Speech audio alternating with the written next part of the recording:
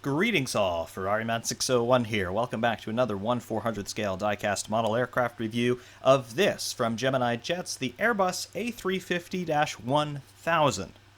The Airbus A350, this is now the third time on the channel that we have taken a look at a model of an A350. It tends to be one of my favorite modern civil jets. It's just a very unique looking aircraft, and of course, as it's still brief but ever-growing service history would belie, it's a very good one. It's very reliable, it's very efficient, and its safety record tends to be second to none as of the date of recording.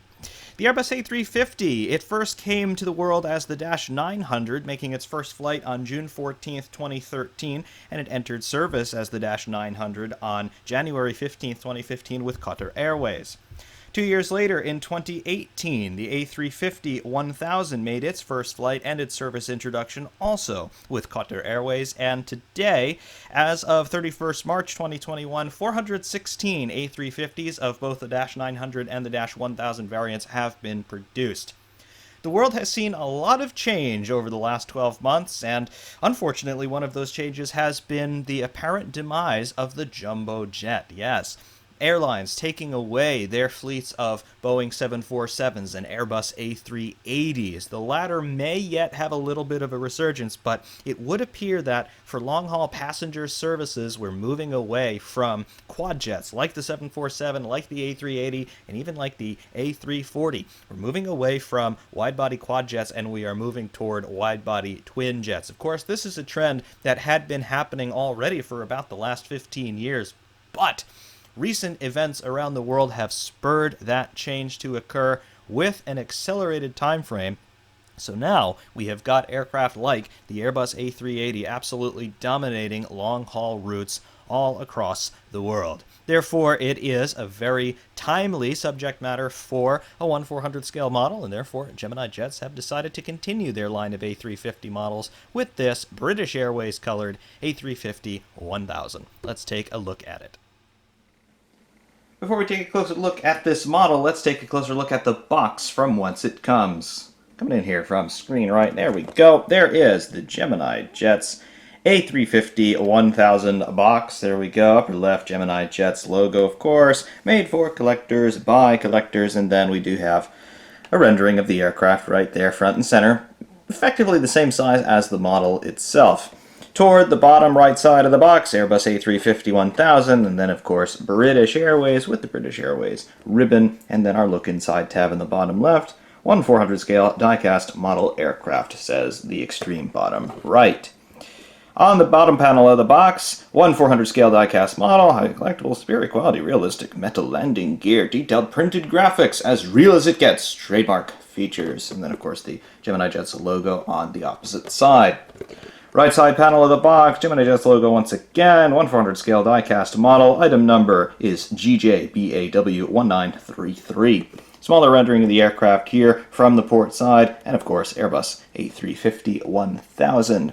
Top panel effectively the same as the bottom panel, Gemini Jets, adult collectible model, horn contains small parts, and then of course your barcode and reiteration of the item number. Left side panel basically the same as the right side panel.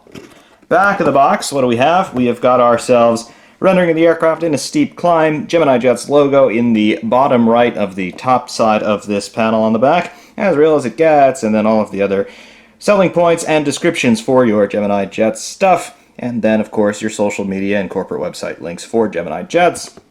British Airways is a registered trademark of British Airways PLC and is used under license. Copyright 2020, Gemini Jets, Las Vegas, Nevada, USA. There you go. Confirmation of the 2020 release, made in China. Look inside tab, there's the void, and then we do have our little write-up here of the A350.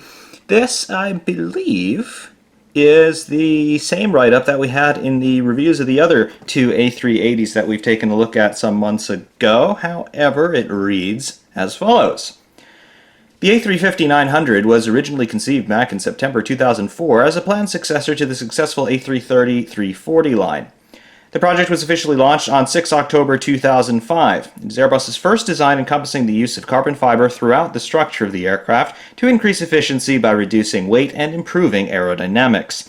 First flown on 14 June 2013, the initial aircraft has now been delivered to launch customer Qatar Airways, which took delivery of their first aircraft on 15 January 2015. The A350 is a large aircraft and can seat up to 550 passengers in an all-economy high-density configuration with provisions to have up to an 8,000-mile range. The initial -900 model will feature a 219.5-foot fuselage length. Two later models will consist of a shorter -800 model with a 198.6-foot length and a stretched variant to be identified as the -1000 with a 242.4-foot length. The -800 has never actually been built. It's since been canceled. The -900 is the standard variant of the A350 nowadays. All aircraft will share the same 213-foot wingspan and will feature similar Rolls-Royce Trent XWB new technology engines. So yes, that is the same description that we've had in our two prior looks at the A350. However, both of those were -900 models. At any rate, Airbus A350-1000 specifications according to the box are as follow. Delivery, of course, is British Airways. The aircraft type is the Airbus A350-1041. Serial number for this particular airframe was 362. Registration is Golf X-Ray Whiskey Bravo Charlie. The engines are two Rolls-Royce Trent XWB-97s. First flight of this airframe was 6 November 2019, and it was delivered to British Airways on 26 November 2019. Max takeoff weight is 696,661 pounds, the cruising speed 561 miles per hour with a range of 10,000 miles. Seating for this particular airframe with the seating configuration it has 369 in mixed class configuration. Schematics here, we've got a port side and a top side view of the aircraft. Length is 242 feet 1 inch. The wingspan is 212 feet 5 inches with an overall height of 56 feet exactly from the bottom of the main gear to the top of the vertical stabilizer when it's sitting there on the ground. So yes, this is the stretched variant of the A350. We've taken a look at two -900s before. However, this is our first look at the -1000. It is significantly longer than the -900. However, same wing and same wingspan as its little brother, the -900. Some slightly more detailed specifications on the A350-1000 coming from Airbus themselves. They cite the overall length of this aircraft is 242 feet 1 inch with a cabin length, that is the internal pressurized volume that would be habitable, of 190 feet 5 inches. The fuselage is 19 feet 7 inches wide, and the cabin takes up 18 feet 5 inches of that overall 19-foot 7-inch width of the overall fuselage. Of course, the discrepancy there is due to the structure of the aircraft itself, as well as insulation and the pressure vessel materials there required to make that space actually habitable during flight. The geometric wingspan of the aircraft is 212 feet 5 inches according to Airbus. A little bit of overhang there, accounting for the winglets as well as some other ancillary structure there of the wings themselves for aerodynamic purposes. Overall height of the aircraft agrees with the Gemini Jets box of 56 feet 0 inches. The track, in terms of the overall width between the main gear, that's 35 feet 2 inches, and the wheelbase, that's the distance between the center line of the axle on the main gear versus the center line of the axle on the nose gear, that's 35 feet 2 inches. Or rather 106 feet 7 inches. The track, the width of the wheels is 35 feet 2 inches. The wheel base, that overall length, longitudinally, 106 feet 7 inches between the center line of the nose gear and the center line of the center axle there on the main gear. Maximum seating capacity according to Airbus is 440. 369 for this particular airframe as ordered by British Airways, but 440 is possible on the -1000 according to Airbus. The typical 3-class seating configuration, though, this falls right in line with what the box says, 350 to 410. The box says 369 for this particular airframe. Overall cargo capacity underneath the deck of the main cabin, that's 44 LD3 pallets, and the max pallet number under floor, so in other words, the number of big pallets, in other words, that you could fit inside the cargo volume there would be 14 according to Airbus. Overall onboard water volume, that's 9,337 cubic feet of water that it could carry there. Performance, the overall range of the aircraft is 8,700 nautical miles with a maximum Mach number of 0.89. Maximum weight on the ramp is going to be 698,060 pounds there.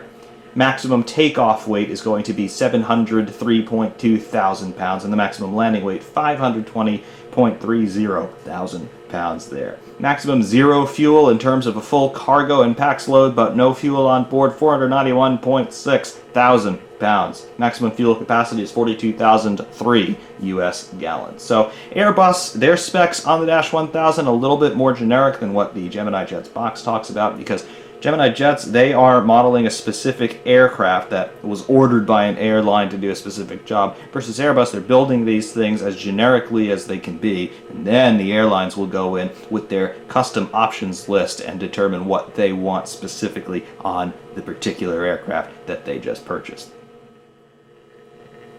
What of this model then? Well, we've taken a look at two other versions of the A350 before, both by Gemini Jets, and they were both the Dash 900 variant. This is the Dash 1000, so macrocosmically we are talking about basically the same airplane as those other two that we've previously surveyed. However, this is a little bit longer. It's stretched out, obviously, but it does share a common wing structure and a common empennage structure, and of course pretty much a common fuselage structure, but for the stretch as its smaller Dash 900 variant.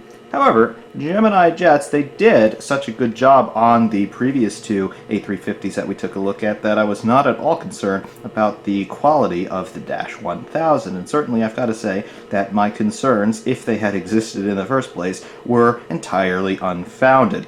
Getting a little bit closer in here and just following the nose of the airplane around, you've got great paintwork, first of all. And of course that's backed up with great print work in terms of the fuselage graphics, in terms of titles and decal work that would be part of the livery. And of course you have your doors and your cabin windows and your cockpit windows. All of that supplemented by static ports and air data ports that you see along the nose tip there. You can see the shut line between the radar dome and the fuselage proper. Cockpit windows, of course, with the raccoon ski mask, if you want to think of it that way. Very distinctive feature on the A350. And it all looks absolutely great. No problems with any of the quality of the paint or the print. Everything is crisp, clean, and recognizable absolutely. You can also see the landing gear here. The nose landing gear sits very square there. The rest of the aircraft puts its weight on it nicely. The wheels all roll here, both on the nose gear as well as the main gear.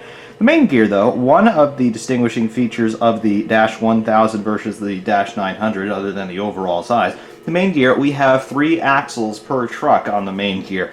The Dash 900 main gear, they have 2 axles per truck, or per bogie, whatever you want to call it. But the Dash 1000 being a little bit heavier than the Dash 900, they did add a 3rd axle there on the main gear just to help distribute that weight a little bit more evenly across the runways. We don't want to be putting holes in the tarmac, so you've got an extra axle there on the main gear, and it looks very nice. You can see that, particularly as the main gear are facing side onto us, you can see that the center axle there seems to be a little bit higher than the outboard axles, but looks good. The aircraft sits on everything nicely, and I'm not going to complain about it. The aircraft, in terms of its attitude sitting on the gear, is pretty much exactly straight and level, and I have no qualms about any of that. Returning to the forward section of the fuselage, apart from the cockpit details there, particularly the cockpit windows, you also do have a partial registration above the cockpit windows, and then of course as we move aft you have your L1 and L2 doors on the port side, and then your R1 and R2 doors on the starboard side, and everything of course looks good. Cabin windows are nicely done, very crisp, no smudging, no partial prints or anything like that. Everything just looks like it hit square with the ink, and it all dried nicely. No running, no smudging, no smearing. Everything looks absolutely fine. Wing structure, as we mentioned, identical to the Dash 900 variant, but it looks good. You can see that the little canoes there, the little nacelles that cover up the actuation hardware for the trailing edge flaps, you can see the tips of those have been painted red. It's not something that's done on every aircraft, but it is done here on this British Airways Dash 1000 anyway, and it all looks very, very nice. And I do like that. It just adds a little bit of a sense of immersion, and if you've got this displayed on an airport layout, per se, you've got that extra realism factor, I assume. It looks pretty good. Engine nacelles, obviously, we've got the Rolls-Royce engines on this aircraft. That's exclusive to the A350, and they are nicely done. Nice bypass duct there around the outer stage of the engine, the main fan out there, but you can see that the engines are passed through, and we'll see that a little bit more closely later on in terms of the light passing through there. But it all looks good. You can see we have got dorsal antennas across the top of the fuselage in general. We have got 3 conventional ones, that sort of shark fin shaped antenna, and then we do have, heading aft, you have got the dome antenna there for your internet and satellite phone connectivity, things of that nature. Also, across the rear section of the fuselage, you can see on the starboard side we do have a rear cargo door, and we also have a forward cargo door on the starboard side once the aircraft rotates around to that angle once more, which we shall see presently. There you go. You've got that cargo door across the starboard side just below the airways there in the British Airways title graphics, and then your rear cargo door with your registration also there visible. Looks very good. Empennage detail, you've got the partial Union Jack graphics there across the vertical stabilizer, and the nice shut lines across the horizontal stabilizers in terms of the control surfaces there. You can also see the little wedge-shaped area where the horizontal stabilizer can actually deflect longitudinally for finer trim control in flight. Finally, the tail cone, you can see that they have painted an APU exhaust outlet there in silver right at the tip of the tail cone. Looks very nice, and of course that does look pretty much true to life in terms of what you'd expect this aircraft actually to look like. Very nice. Now, coming in closer, take a look at the nose of the A350-1000. There we go. Obviously, the geometries and overall proportions of everything between the Dash 900 and the Dash 1000 are going to be pretty much unchanged from this particular vantage point. But as we did see on the models of the Dash 900, we can see, once again, Gemini Jets doing a great job with their mold shape, particularly on the nose. The A350 has a very distinct nose geometry, and I really think Gemini Jets have done a great job in highlighting that and capturing that here in this very much diminished 1/400 scale. I do like the overall look that you get there toward the nose tip. You can see how everything tapers to a rather blunt point, but a point nonetheless, and of course that is all punctuated by the way the shadows are falling across the right-hand side of the nose from our perspective, as well as being punctuated by the livery details and other tampo print markings that we've got there in terms of the radar dome. You can see the shut line there behind the nose tip. It's obviously a non-structural part of the fuselage where it's acting as a fairing to cover the radar equipment underneath. And of course we have got air data and static ports behind there, arranged vertically there in those columns on either side. Of course, we do have ourselves the cockpit windscreen, and this is a very distinctive feature on the A350 in all variants. You can see that we've got this sort of raccoon mask going on there with the windscreen. That is partially due to the way that the glass itself is designed. Obviously, they're trying to make it strong, but they're also attempting to make it as light as possible so that we cut down on extraneous weight on the aircraft. But also, we've got ultraviolet filters and other treatments in there to try and minimize sun glare. So partially, that is the reason why the A350 has such a distinct windscreen. And we also see some similar things on other aircraft like the Boeing 787, for example. Pulling out a little bit, we'll go to screen right. This is the port side of the aircraft. Obviously, we've got our port wing there. We've got our cluster of 3 landing lights visible just there in the wing root area. And then moving outboard, we have got the first of our engine intakes. There we go. Very nice fan geometry in there. Nothing moves inside the fan, not like a 1200 model, for example, where you do usually have moving fan blades. But very nice nonetheless. They are a little bit passed through in terms of being able to see through the engine, through the outlet side, but very nicely done amid the scale constraints, of course. And then, of course, the continuing geometry of the leading edge of the port wing, flaring up there for the end fence, which is integrated into the shape of the wing itself. Very nicely done there. And of course, the overall proportion of the aircraft sitting on the landing gear, nose gear, and the main gear looking very nice.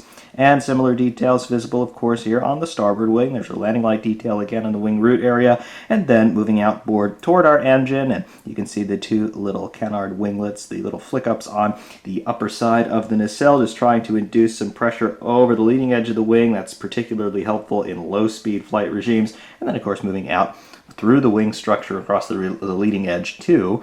That wingtip there, the end fence, very nice. I do like the overall wingtip end fence design there on the A350 in total.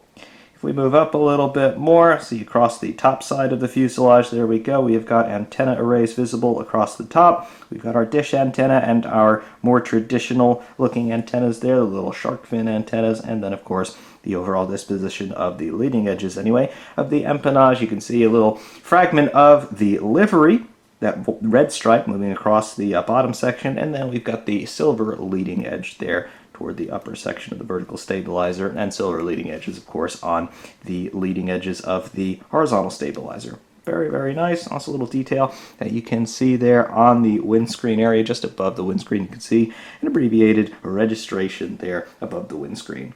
But all in all, very nicely done here from nose on. Nice.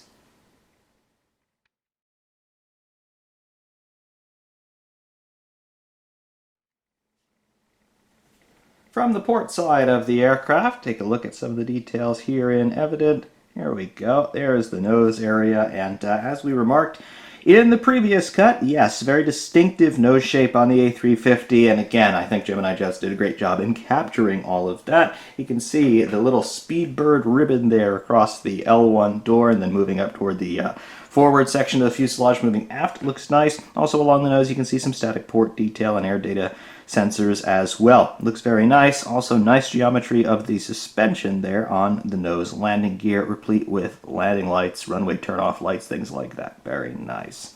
Cabin windows are very crisp and clean. No smudging is evident. And also you can see the coat of arms of the United Kingdom there just aft of the Airways in British Airways in the title graphics. Looks nice. Also the dividing line between the darker lower band of the fuselage, you can call that a cheat line I suppose, and the upper white section looks very crisp, very clean. There's no real overpaint or anything like that. Looks very, very good. Moving aft toward our wings, there we go. First of all, there are the engine nacelles quite evidently. We've got the Rolls-Royce logo evident there. Looks very good. I'd like to fall on them a little bit more nicely, and there we go. You can see some ground support infrastructure there in terms of ports on the side of the nacelle, and all of that punctuated, of course, by the Rolls-Royce logo. The exhaust side of the engine's there, the exhaust cone in silver, somewhat reflective. I like all of that. And then, of course, we have got our main landing gear there. Notice that we have got twin bogies of 6 wheels on the main gear on the Dash 1000. Compare that to the 4 on the Dash 900. Of course, slightly smaller, slightly lighter variant of the A350. Underside of the wing here and the trailing edge of the wings with the little canoes there, the little nacelles that cover the armature for the flaps. You can see that, and they're punctuated with red paint on their trailing edges. Slightly revised trailing edge geometry of the wing overall on the Dash 1000 compared to the Dash 900. Again, we've got a slightly longer aircraft, so we've got slightly different aerodynamic factors to consider here, but all in all, very nicely emulated. Moving aft yet again, there is our second antenna just aft of midships, and then we have got our dome antenna and then our aftmost antenna just ahead of the empennage area. It's ahead of the vertical stabilizer, really. Additionally, we have got ourselves our L4 door, as well as our registration, quite visible there. Very nice. And then, of course, moving up toward the empennage. Nice. Whiskey Bravo Charlie there on top of the vertical stabilizer, and then the horizontal stabilizer is coming in. You can see the little indentation there where the trim deflection would happen. Looks good. And then I also like just the application of the livery there across that vertical stabilizer. You can also see the shut line for the rudder control surface. Looks very, very good. Overall, I've got to say, I've really not been disappointed by any of the A350s from Gemini Jets so far, and this one is definitely no exception to that general rule. Very nicely done all in all here, at least from the port side. Very cool.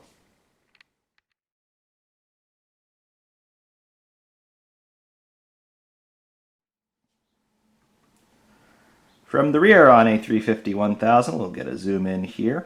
First off, what dominates the rear obviously is the proportion of the empennage there, particularly the vertical stabilizer. But as we continue to look a little bit more closely, you can see the exhaust for the auxiliary power unit in the tail cone. That looks very, very nice. We'll see if our focus will calm down on it. Not quite. However, yes, there we go. You can see, there it is, the tail cone, the exhaust for the auxiliary power unit. That is, I believe, an actual opening on the model. Yeah, it is. It's not just black paint there strategically located. That is an actual opening, and of course it's flanked in the rest of the structure that is painted in silver. So that looks very convincing. I very much like that, and also you can see how the red in the livery sort of converges there just behind the APU exhaust. Looks very, very nice. Obviously, trailing edges and lower sides of the horizontal stabilizer also here in evident. Looks very good. And also just take a look at the reflectivity overall of the paint there on the lower side of the fuselage. Looks very nice. And even back here, that sheet line between the dark blue and the white upper section looks very crisp and clean. No problems whatsoever. Also, take a look there. There's the landing gear, the main gear obviously in focus, and again, the detail looks very nice. The aircraft is sitting straight and level on the gear, so no criticisms to levy in that general direction. Looks very good. Moving outboard here on the port wing, there we go. There is our port engine, the exhaust side thereof. Looks very good. You can just barely see there is a little bit of a pass-through area looking forward through the front side of the engine. Looks good. And then the trailing edge of the port wing with the little nacelles there covering up the flap actuation armature. Looks good. And then moving across the starboard wing, obviously all of that same detail here in evident yet again, just mirrored because it's the other side of the aircraft. But very, very nice, that continuous curve going all the way from the wingtip in toward the fuselage. Looks very, very nice. All in all, an extremely convincing job, and of course, if it weren't for the neutral white background, you might be hard-pressed, if we had some scenery to look at, you might be hard-pressed to say, oh, this thing is not sitting on a stand someplace. Looks very cool.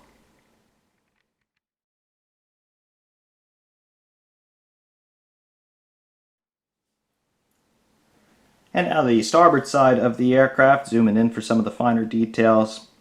Checking forward first, again, basically all of the same details that you got on the port side, but with some variation here because the starboard side tends to be where we have cargo doors. And obviously we have got our R1 and R2 doors there for the passenger cabin access, but also we have got this cargo door just under the airways in the British Airways title graphics there. Looks nice. It's just a printed on detail. Nothing is articulated here, but it looks good. The shut line is very nice, and you can obviously tell that a cargo door is right there. Additionally, moving aft, we've got some covered windows. That looks good. One covered window just ahead of the L2 door, looking nice. And then, of course, moving midships toward our wing area. Our starboard engine here visible. Once again, we do have our Rolls-Royce logo there plainly evident. And then we have got our main landing gear door obviously open and extended. And then the main landing gear, again, we have got the triple axle main truck there. Looks good. Outboard, obviously, across the surface of the leading edge of the wing, all done in silver. Of course, the leading edge slats are in that area. And then moving out toward the wing tip itself. Looks very nice with the, obviously you can see here, it is a reiteration of the livery on the vertical stabilizer. So nice little matching motif there. I do like that a lot. Heading back in toward the fuselage, there is our aft section of fuselage. There is our rear cargo door. And then our R4 door visible there. And then, of course, our registration just aft of that rear cargo door. Golf X-Ray Whiskey Bravo Charlie. Very, very nice. And then, of course, the empennage area once again. Whiskey Bravo Charlie on the starboard side of the vertical stabilizer as well. And then the rest of the empennage, the tail cone, and the horizontal stabilizers again. And, of course, now you can see in better detail, they are silver on their leading edges. That is the horizontal stabilizer. Very, very nice. Again, I am very much a sucker for the aesthetic and overall proportions of the A350, and making the A350 a little bit bigger, as they have in this case, doesn't really impact that at all. If anything, perhaps it gives it a little bit more visual grace. So, again, I very much approve. And now for some freehand so we can get a little bit closer into some of the finer details. There's our nose section. Again, you can see the details that we previously mentioned. We have got air data ports and static ports there along the nose. Looks good. Also the nose landing gear with the partial registration Whiskey Bravo Charlie visible plainly there. It looks good. Moving up toward the windscreen area, you can see that we do have printed details of the windscreen wipers. That all looks very nice. And then above the windscreen, again, partial registration visible there. Looks good. There is the Speedbird ribbon. Looking very nice. On the L1 door, you can see that we do have an attempt at the detailing of the hardware there required to operate the door. Looks good. We have got, is that a One World logo? It might be a One World logo there. It's not readable, of course, but obviously they've made an attempt to render that. Looking good. British Airways titles, and then coat of arms of the United Kingdom there just ahead of the L2 door.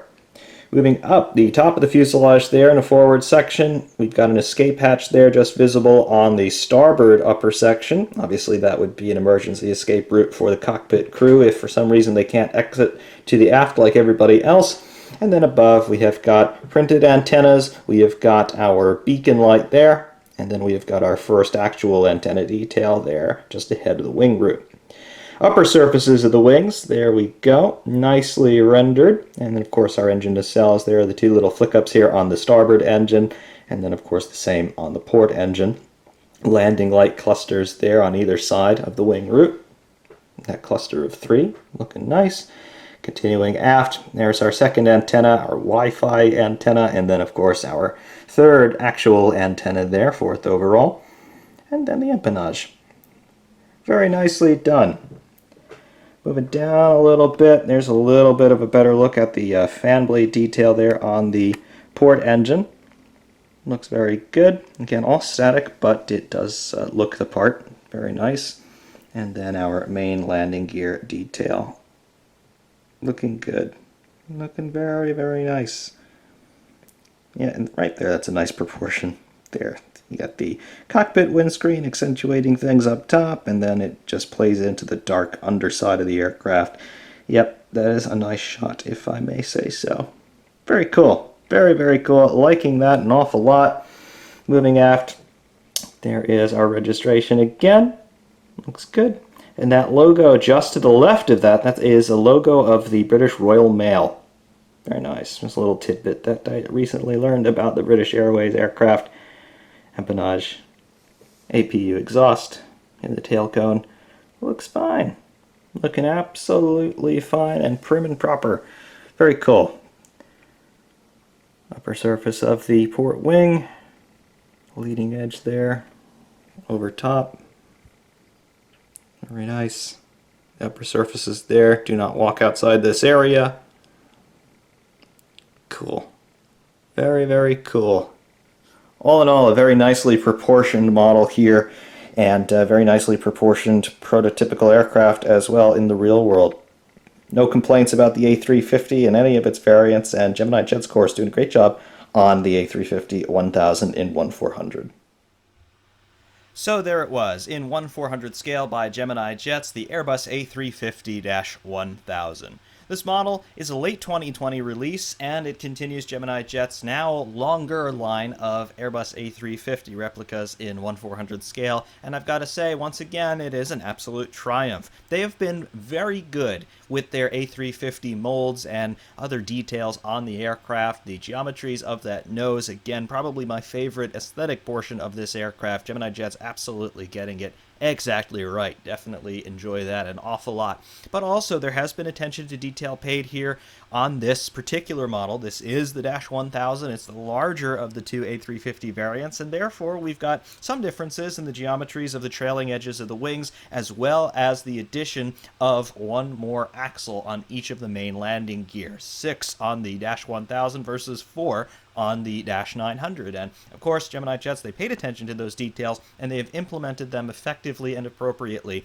on this example before us. So again, I've got to say, it's an absolutely great addition to a modern civil jet fleet, and that's the reason why I've got it. And, well, the A350, it just happens to be one of my favorite civil jets currently in service. So you're not going to go wrong with this Gemini Jets version of the A350-1000. I believe they have also made a few other liveries here, so it's not just limited to British Airways, but I've got the British Airways version. I think their livery is one of the nicer ones in the modern airline sector, and, well, I think it is very appropriate on this particular aircraft as well. It looks very sleek and modern while also paying homage to the long and illustrious history of the airline, and the aircraft just wears it very nicely. nicely. So very much I do approve of the overall aesthetic here and the overall fit and finish on the Gemini Jets 1/400 scale Airbus A350-1000. It's a great addition to your collection if you are in the market for one. Gotta recommend this one wholeheartedly. Until next time, I do thank you all very much for watching. For Ironman 601 saying thanks, and of course, we will see you soon.